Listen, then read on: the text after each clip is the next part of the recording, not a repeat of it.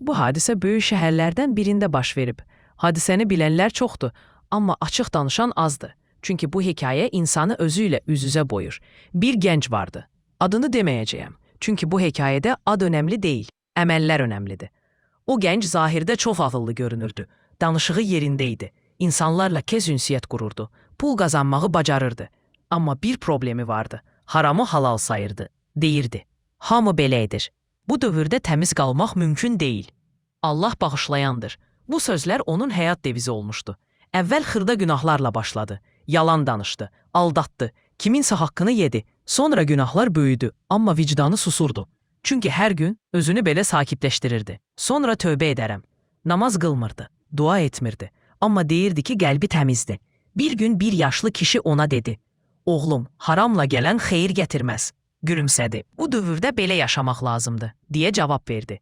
Zaman keçdi, pul artdı, rahatlıq artdı, amma gecələr rahat yuxu getdi. Hər gecə qəribə bir sıxıntı hiss edirdi. Sanki kimsə onu izləyirdi.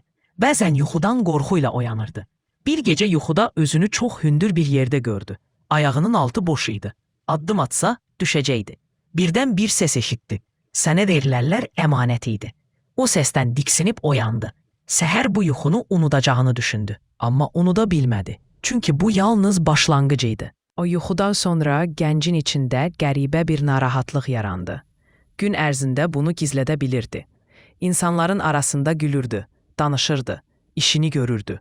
Amma tək qalanda o his yenidən qayıdırdı. Pul vardı, ev vardı, maşın vardı, amma qəlbində rahatlıq yox idi. Bəzən gecə yarısı durub pəncərədən çölə baxırdı. Şəhər işıqları yanırdı. Hamı öz həyatı ilə məşğul idi. Amma o sanki bu dünyada tək qalmışdı. Haram qazandığını bilirdi, amma bunu özünə etiraf etmirdi. Deyirdi: "Mən oğurluq etmirəm. Mən sadəcə sistemə istifadə edirəm. Hamı belə edir." Bu sözlərlə vicdanını sakitləşdirirdi. Bir gün iş zamanı böyük bir məbləğ əlinə keçdi. Normalda bu pul ona aid değildi. Amma fürsət çox açıq idi. Daxilində bir səs dedi: "Bu sənin deyil."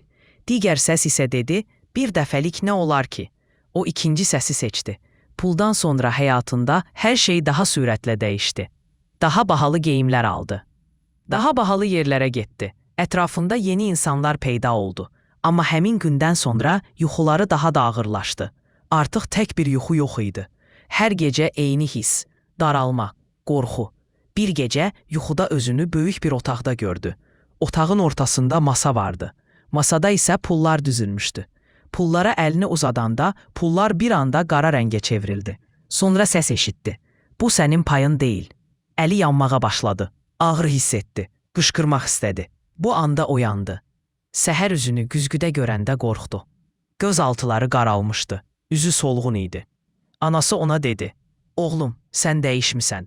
Rahat deyilsən." O isə əsəbiləşdi. Heç nə olmayıb deyib mövzunu bağladı. Amma içində bir şey qırılmışdı. Bir axşam təsadüfən bir məscidin qarşısından keçdi. Azan səsi gəlirdi. Addımları yavaşladı. Bir anlıq dayanmaq istədi. Amma sonra dedi, sonra və yoluna davam etdi. Bu sonra sözü onun həyatında çox ağır bir yer tutacaqdı. O gündən sonra hər şey daha sürətlə dəyişməyə başladı. Sanki həyat ona möhlət vermirdi. Hadisələr bir-birini ard-arda izləyirdi. Bir səhər işə gedəndə telefonuna zəng gəldi. Tanımadığı nömrə idi. Açdı. Səs ciddi idi. "Sizinlə bağlı bir məsələ var. Bugün mütləq görüşməliyik." Ürəyinə bir ağırlıq çöktü, amma özünü itirmədi. "Yəqin işlə bağlıdır," deyə düşündü. Görüş yerinə getdi. Otaqda 2 nəfər vardı. Masada sənədlər düzülmüşdü. Onlardan biri danışmağa başladı. "Bu pullar hardandır?" Bir anlıq dili tutuldu. Cavab vermək istədi. Amma sözlər boğazında qaldı. Sənədlər bir-bir masaya qoyuldu. Tarixlər, məbləğlər, imzalar. Artıq inkar etməyin mənası yox idi. O an başa düşdü ki, gizlətdiyi günah üzə çıxıb. Məsələ böyüdü. İnsanlar bildi. Adı hallandı. Ən ağır olan isə ailəsinin bunu bilməsi idi. Anası ağladı. "Atanın ruhundan utan," dedi. Atası isə sakit idi. Amma baxışları ağır idi. Bu baxışlar sözlərdən daha çox ağrıdırdı. O gecə evdə heç kim danışmadı. Sükut evin iç. Xəstəxanamın otağı sakit idi. Ağ divarlar, zəif işıq və fasiləsiz işləyən cihaz səsləri. O yataqda uzanmışdı. Bədəni zəif idi, danışmaq çətin gəlirdi. Həkimlər ailəsinə dedilər, ürək çox zəifləyib. Hər an hər şey ola bilər. Anası başının üstündə oturmuşdu. Sakit-sakit ağlayırdı. Atası isə kənarda dayanmışdı. Heç nə demirdi. O gözlərini açıb ətrafına baxdı. İlk dəfə bu qədər aciz hiss edirdi özünü. Daxilində bir peşmanlıq vardı. Amma bu peşmanlıq əvvəlkilər kimi yüngül değildi. Bu insanı içdən yandıran peşmanlıq idi. Sakit səslə dedi. Ana. Anası dərhal ona tərəf əyildi. Buradayam oğlum, dedi. Mən səhv etdim. Bu cümləni demək ona çox ağır gəldi. Sanki boğazında nəsə qırıldı. Bir müddət sustu. Sonra dedi. Kaş daha əvvəl. Anası ağlayaraq dedi.